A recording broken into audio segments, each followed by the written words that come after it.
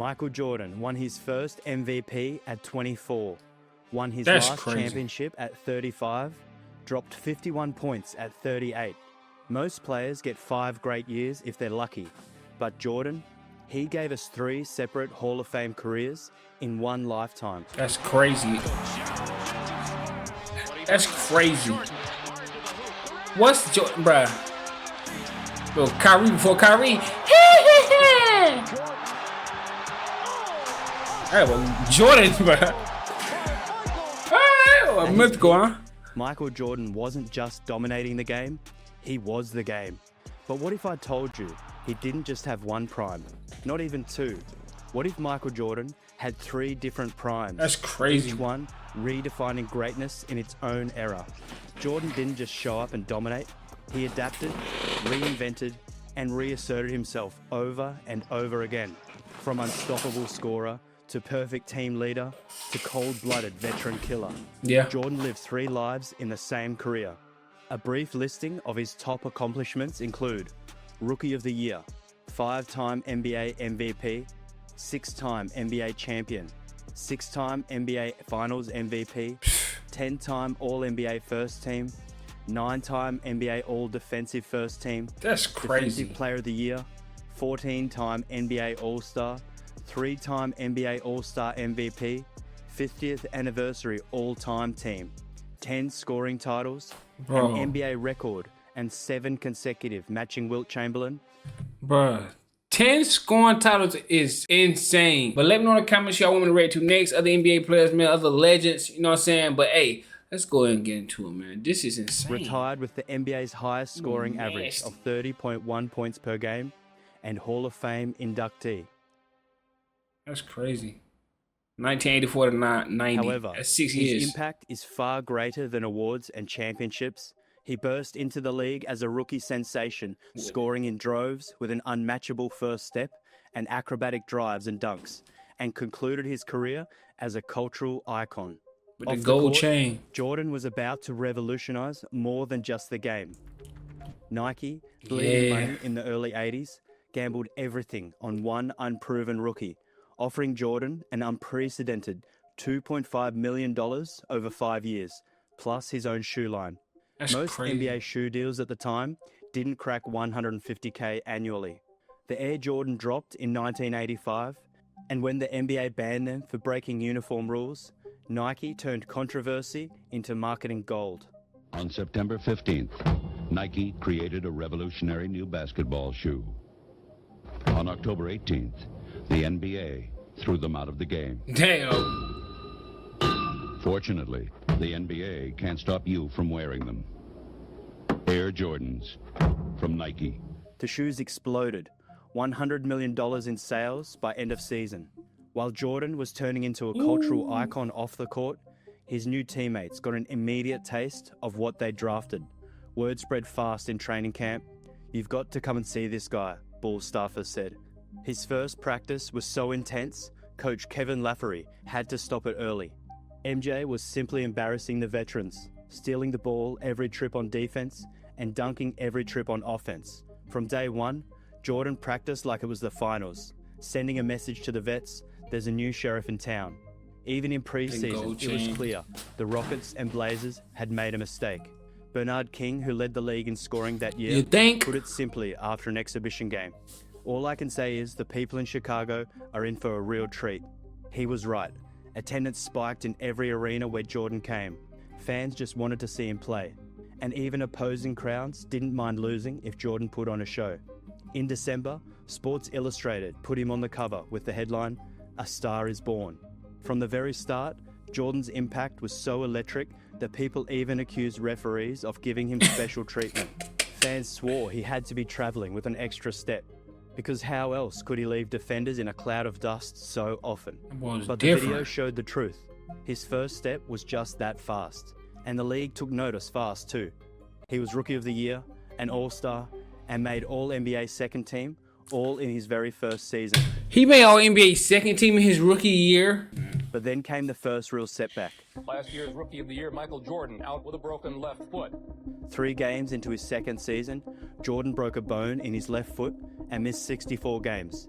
He still made the All-Star team, but couldn't play.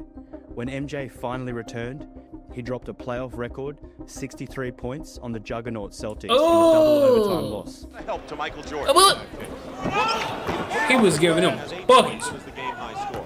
Going baseline. Michael Jordan, the basket double team, and Woolridge misses again. Here's Michael Jordan. Chicago is led virtually all the way. Jordan. Thanks, 8 on the clock.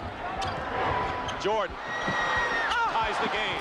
Can't stop him. 3 points and you're Boston swept Chicago, but Jordan averaged 43.7 points per game in the series. Starting in 86-87, Mike launched his assault on the record books. Jordan averaged 37.1 points, his first of 7 straight scoring titles, That's crazy. and rattled off 9 consecutive 40-point games. He also won back-to-back slam dunk contests, but the Bulls still couldn't get past Boston. That offseason, Chicago added Horace Grant and Bro, he had 9 straight 40-point games, bro. Scottie Pippen. And in 87-88, Jordan cleaned the awards house. MVP, Defensive Player of the Year, and All-Star MVP. He Damn. led the Bulls to a playoff win over Cleveland before falling to the Pistons. The bad boys of Detroit would haunt him for years, smothering him with Chuck Daly's Jordan rules. They dared him to win alone with constant double and triple teams. For a while, it worked. But Jordan kept pushing. In 88-89, he delivered one of his best statistical seasons. 32.5 points, 8 assists, 8 rebounds, and nearly 3 steals per game. He capped it off with the Hold on, he won MVP second year in the league? Damn. I think I knew that, but that's like when you hear it again, this is like, bro. shot He was over doing Craig some Ehlo crazy. to eliminate the Cavs in round 1. gets the ball from Hugh Evans. He looks, he gives to Jordan. Jordan to the circle, puts the shot in Pop. there. Good, the game's over, and the Bulls have won. Boy, He Jordan averaged so 35 points, 9 rebounds, and 8 assists in the 6-game second-round series against the Knicks, but ultimately falling to the Pistons again. Yeah. By 89-90, the Bulls turned to Phil Jackson and his triangle offense. Even though Chicago didn't win in Jackson's first season, the signs were there. Jordan dropped a career-high 69 points against Cleveland and shot a career best at the time, 37.6% from deep. Yet, once again, the Pistons slammed the door in the Eastern Conference Finals. Damn, 3 years in a So row. the whispers grew louder. Jordan had all the accolades: Rookie of the Year, MVP, Defensive Player of the Year, scoring titles one after everything. another, but no finals appearances. Critics like legendary Chicago columnist and author Sam Smith said you couldn't win it with Jordan. They weren't winning yet. We didn't know if they were going to. The notion around the NBA was, you can't win with Jordan. He's too selfish a scorer. He'll be like George Gervin, a great scorer who's never going to win.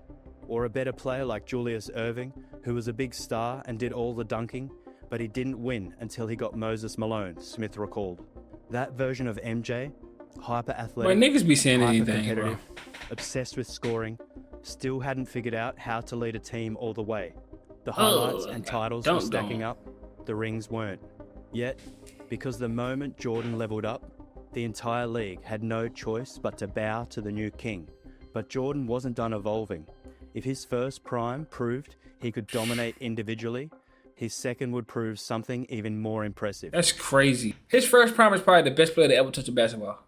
let's keep it real. I'm just saying. Let's keep it real. MJ was about to silence his critics on the ultimate stage. 37 In in the game. 1991, growing more comfortable in Phil Jackson's triangle, Jordan led Chicago to a franchise best, 61 wins, and then tore through the playoffs, dropping only 2 games on the way to the Bulls' first NBA championship. Yeah. The sweetest moment came in the Eastern Conference Finals, a clean sweep of the Pistons. After years of being battered by the bad boys and their Jordan rules, Jordan left no doubt who owned the East.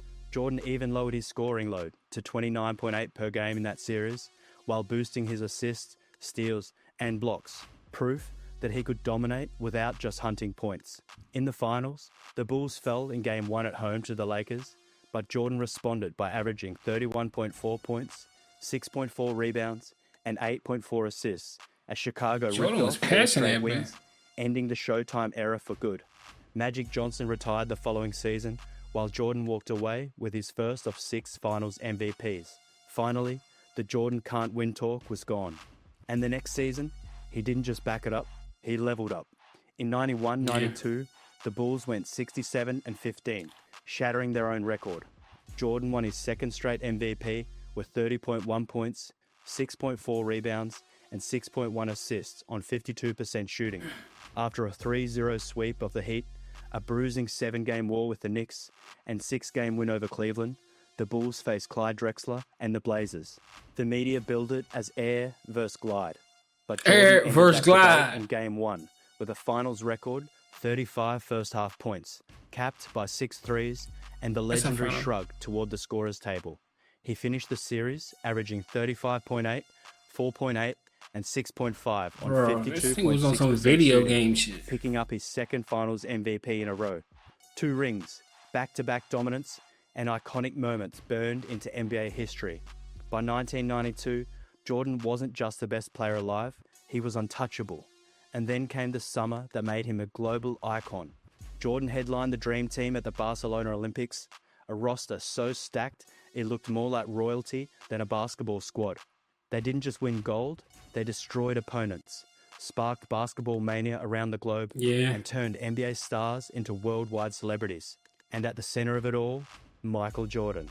After all this, Black was it Jesus! possible he still had more to give? The 93 Bulls were still strong, but not the juggernaut of years past.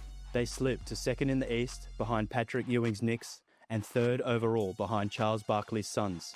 Many pundits called Chicago vulnerable. Sports Illustrated even predicted a Knicks-Suns finals. But what outsiders overlooked were the Bulls' intangibles. That late-game grit, that championship confidence forged in fire. And Jordan, he was still that guy. He came into the season heavier, stronger, more deliberate, calculated. Still the assassin when it mattered most. He averaged 32.6 points, 6.7 rebounds, and 5.5 assists, while finishing second in Defensive Player of the Year voting and in the MVP voting too. That's crazy. Ending his streak with Barkley taking the trophy after leading Phoenix to a league best 62-20 record. MJ had something to say about that, but first he had to go through the East. In the conference finals, Jordan toppled the Knicks for the 4th time in 5 years. He dropped 54 points in Game 4, then delivered a 29-point triple-double in Game 5, capped by Chicago's legendary sequence of blocks on Charles Smith to steal a 97-94 win at Madison Square Garden.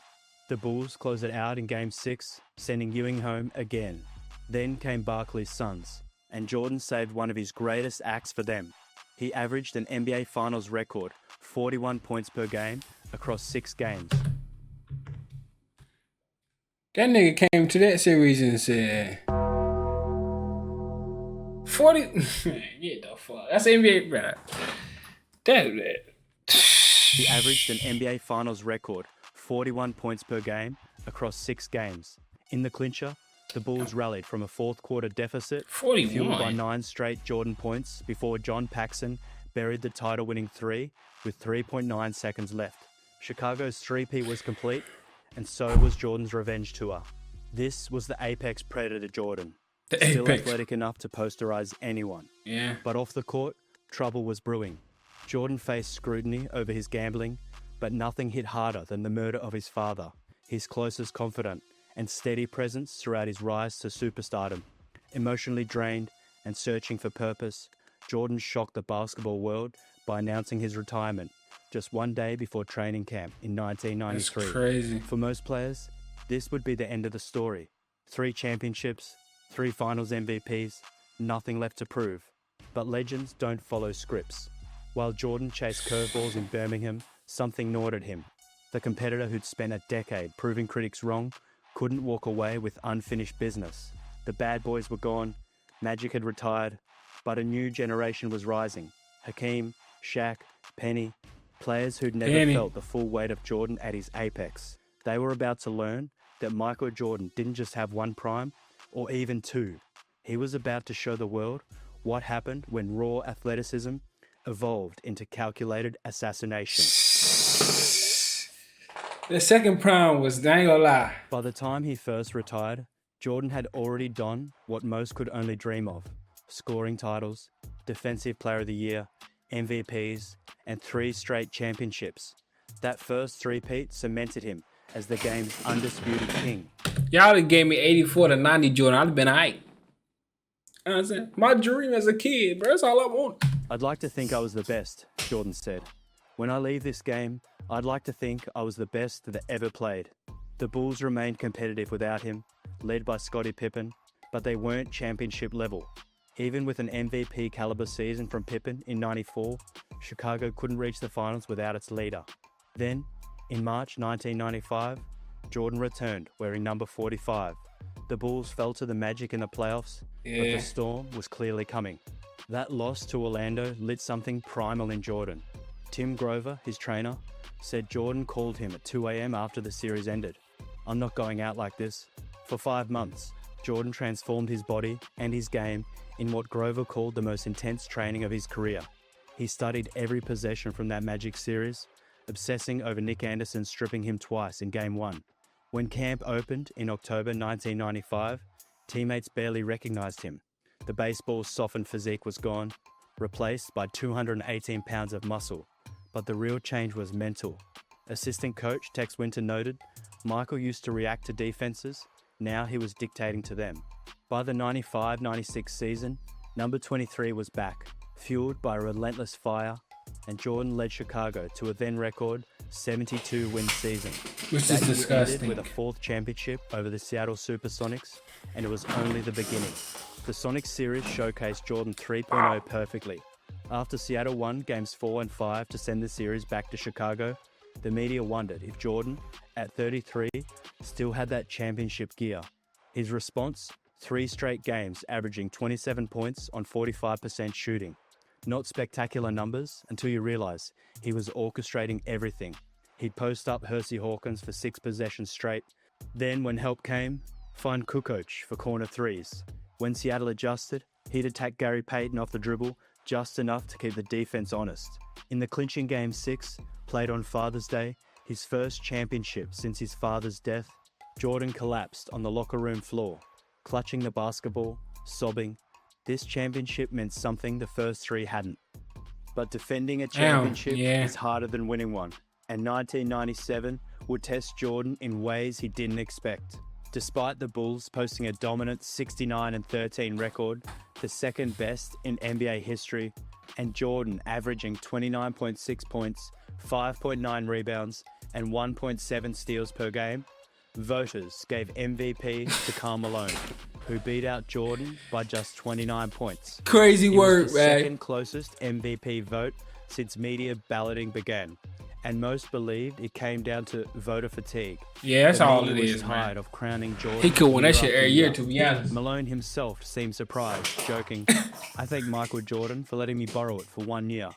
But Jordan didn't forget. And when the Bulls met Malone's Jazz in the finals, MJ had all the motivation he needed.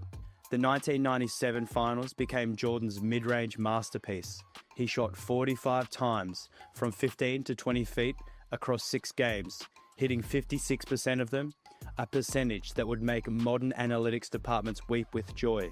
In Game 1, he hit the game winner over Byron Russell. Pull up, bop. In Game 5, the flu game, he scored 38 points while barely able to stand during timeouts, hitting 13 Forget of that shit was in the 27 shots, finals. primarily on fadeaways because he lacked the energy to drive. "I knew I couldn't bang with the young guys anymore," Jordan admitted years later, "but I also knew that nobody could stop my fadeaway. Not at my height, with my hands at that angle." The 1997 series came down to Game 6 at the United Center. Tied at 86 with under a minute left, the Jazz expected Jordan to take the final shot. Instead, MJ drew the double team and found Steve Kerr wide open. Kerr buried the 17-footer with 5 seconds left, giving Chicago its 5th championship. Even at 34, Jordan had evolved, recognizing the winning play wasn't always about him taking the shot, but making the right basketball play. But the story wasn't over. That's crazy. The 1997-98 season, the last dance, brought unprecedented chaos. General manager This Jerry nigga right Krause here, boy. announced Phil Jackson's final season before it even began, Like, creating bro. a toxic atmosphere. Scottie Pippen, vastly underpaid at just the 122nd highest salary in the league, delayed his off-season foot surgery in protest, and missed the first 35 games. The front office seemed determined to dismantle a dynasty that was still winning championships. Yet, through it all, Jordan, at 35, played 82 games, won his 10th scoring title and 5th MVP, and dragged the Bulls to a 62-20 record. He wasn't just fighting opponents anymore, he was fighting time, front office politics, and the looming end of an era. And when the Bulls faced Utah again in the 1998 finals, Jordan had one final masterpiece left. Game 6 in Salt Lake City. Bulls down 86-85. Under a minute to play, the Jazz had possession and a chance to extend their lead. But Jordan, reading the play perfectly, slid over and stripped the ball from an unsuspecting Karl Malone in the post. He brought the ball up court himself. Championship on the line. 18 seconds left. The entire basketball world watching, and everyone in the building knowing exactly who would take the shot. Facing Byron Russell at the top of the key, Jordan made his move. 17 seconds. I still can't believe they fucking let that man go one-on-one, man. The fuck? I am Black Jesus. The ball kissed through the Send net the whole with team. 5.2 seconds remaining. Bulls 87, Jazz 86. Jordan held his follow-through, frozen on his toes for just a moment too long, as the moment etched itself into history. Hey, hey man, hey, you see it, bro? Bro, I'm with y'all, bro. I'm with y'all, man. That girl, like, everybody, like, she like, man, y'all let this man go one-on. What we doing, man? I'd have been sick. I'd have run out on the court and made him stop the game. Etched itself into history. The Jazz's final possession failed, and the Bulls had their John sixth Stockton was championship y'all in final 8 shot? years. Jordan finished with 45 points at 35 years old in hostile That's territory, crazy. with the weight of a crumbling dynasty on his shoulders. The steal, the confidence to bring it up himself, the killer crossover, the Bah, clutch come here, shot, stupid. that iconic pose. It was basketball greatness distilled into one perfect sequence, Yeah. and a middle finger to everyone who thought the dynasty should end. In his second three-peat, Jordan had evolved into basketball's perfect organism. No longer relying on explosiveness alone, he perfected the fadeaway jumper, 48 inches high, impossible to block. He picked his moments, conserving energy for 3 quarters, then destroying teams in the fourth. This version averaged fewer points than his first prime, but won at a higher rate. He'd learned the ultimate lesson. Dominance isn't about doing the most, it's about doing exactly what's needed, when it's needed. Yeah. What about the Wizards? I am here to announce my retirement from the game of basketball. When Michael Jordan retired for the second time in January 1999, he said he was 99.9% certain he would never play in the NBA again. Less than 2 years later, on September 25, 2001, that 0.1% chance won out. Jordan announced his return, this time as a member of the Washington Wizards. Jordan had joined the Wizards as a president of basketball operations on January 19, 2000. About 6 months before his return, he began a rigorous training routine to prepare for a comeback. At first, he cooled expectations, claiming he was simply trying to shed extra weight gained in retirement. But when he began hosting invitation-only camps for NBA players and hired his former Chicago Bulls coach, Doug Collins, to lead the team, the stage was set. After announcing his return and donating his entire 01-02 salary to September 11 relief efforts, fans lined up for tickets, eager to see one more glimpse of the game's greatest player. At 38, more than 3 years removed from his last championship with the Bulls, no one knew what to expect. Cooking shit. Sold out every home game in his 2 seasons, though the team failed to make the playoffs. Fans weren't left empty-handed, however. In 01-02, Jordan played 60 games before a knee injury cut his season short, yet he still averaged 22.9 points, 5.7 rebounds, and 5.2 assists per game, delivering several legendary performances. On December 29, 01, just 2 days after the worst game of his career, he exploded for 51 points against the Charlotte Hornets, becoming the oldest player in NBA history to score 50 in a game. Jordan played one more season in 02-03, averaging 20 points, 6.1 rebounds, and 3.8 assists, and 1.5 steals per game, shooting 44.5% from the floor. He also led the league in mid-range shooting, a testament to his still dominant offensive game.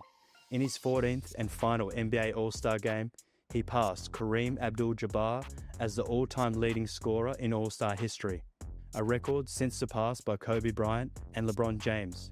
Jordan was the only Washington player to appear in all 82 games that season. Even in his late career, Jordan drew crowds and commanded respect.